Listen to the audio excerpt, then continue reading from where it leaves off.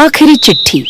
गांव के कोने में एक बूढ़ा डाकिया हरिराम पिछले 40 सालों से चिट्ठियां बांट रहा था, पर दिल अभी भी जवान था। डाकखाना अब लगभग खाली रहता था क्योंकि मोबाइल और इंटरनेट ने चिट्ठियों की जगह ले ली थी। लेकिन हरिराम अब भी रोज नियम से डाक लेकर निकलता।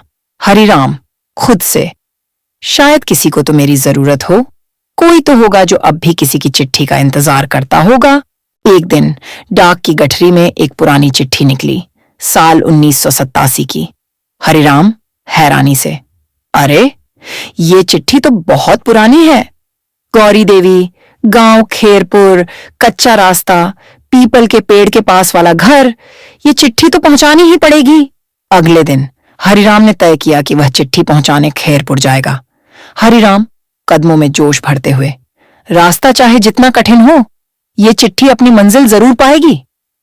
धूप तेज थी, रास्ता उबड़ खाबड़, लेकिन हरिराम रुका नहीं। गांव पहुंचकर वह घर ढूंढने लगा। गांव का लड़का, बाबा आप किसे ढूंढ रहे हैं? हरिराम, बेटा गौरी देवी का घर है क्या यहां कहीं? लड़का, गौरी देवी अब इस दुनिया में नहीं है, पर उनकी पोती नीला उसी घर में रहती है। हरिराम उस घर पहुंचा, दरवाजा खटखटाया। नीला दरवाजा खोलते हुए, जी कहिए। हरिराम, बेटी ये चिट्ठी तुम्हारी दादी के नाम है, लेकिन शायद तुम्हारे लिए भी हो। नीला भरे गले से, ये मेरे नाना की चिट्ठी है, वो युद्ध में गए थे, कभी लौटे नहीं, मैं तो उन्हें जान भी नहीं पाई।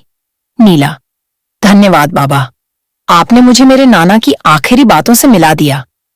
हरिराम मुस्कुरा दिया।